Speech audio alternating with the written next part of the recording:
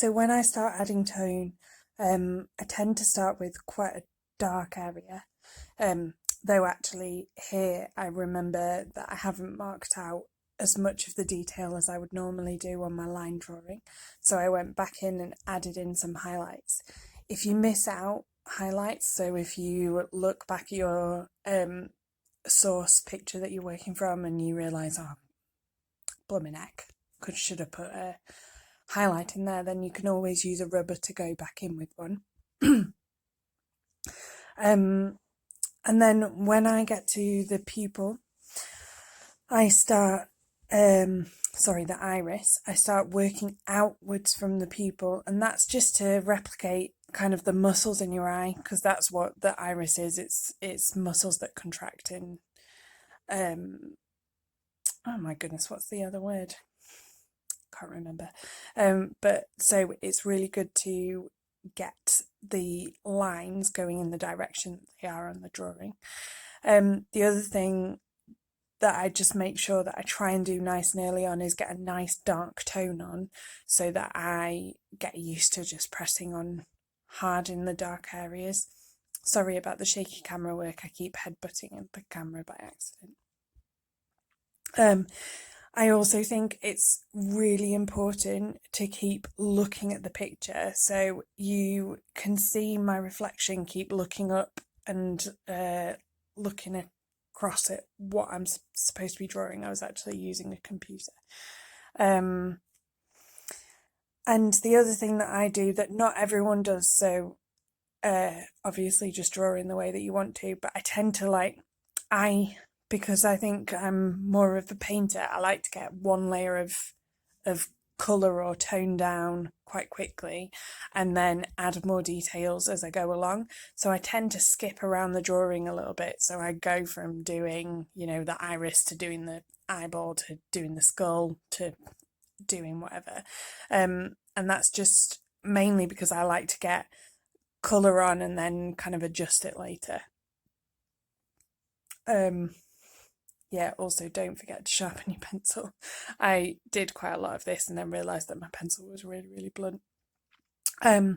When you're doing the skull, don't be afraid to go really dark in the pupil, because it is quite dark, and when you're looking at the actual highlights on the skull, they are also really dark. So don't kind of be tempted to make the skull white in the middle of the iris. But you can see now, when I said I danced around the drawing a little bit, I'm now going back into my old bits of drawing and adding more details and adding a little bit more dark tone to up the contrast of the drawing a little bit.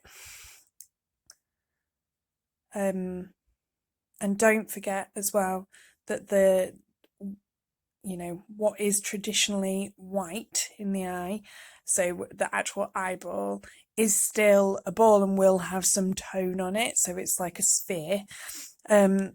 So make sure that you put a bit of detail in that as well.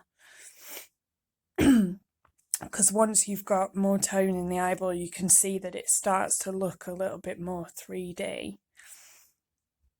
And I did spend quite a bit of time trying to get that little bit right, and then trying to get it to just look a little bit more realistic and 3D. Obviously it's not realistic because it's got the reflection of a skull in it.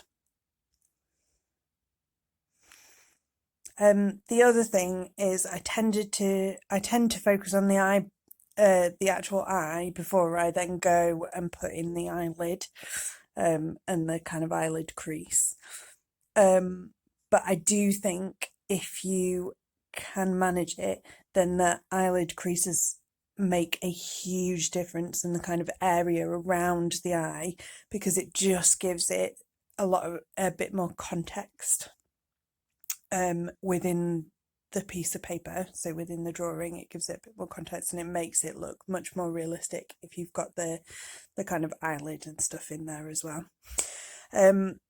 I'm also going to mention here that I definitely, in my line drawing, did this eyelid too high. And so I think I actually go back later and rub out that top bit, because it's too high up on the piece of paper. Sometimes I think it takes you putting tone into a drawing to see what you're doing wrong. You can also see that I'm holding my pencil slightly differently here, and it just gives you a different effect. So I'm holding it and using the side of the lead rather than using it on the point, and that's just to give you a bit of I suppose a slightly rougher shade, and it just means it's a little bit softer and less defined. Whereas when I'm doing the actual shape, so I use that method of making my pencil do that quite a lot when I'm trying to blend. Whereas when I'm doing actual shape, so like here where I'm doing eyelashes, I'm very much using the point. So this video is sped up 5 times. So you can see how long it's taking me to do the eyelashes. I would definitely spend time on the eyelashes, because if they are done quickly, it can ruin a drawing basically. And also look at where on the picture the eyelashes are facing. So they generally like curve out towards the corners. So at some point in the eye, they will change the direction that they curve in. And also you've got ones that are crossing over and stuff. So you can see I draw in the general shape of the eyelashes, and then I go back in and I thicken them up a bit. It's always better to do that than have loads and loads of eyelashes. Ah, there you go. I do rub it out and just correct it a bit.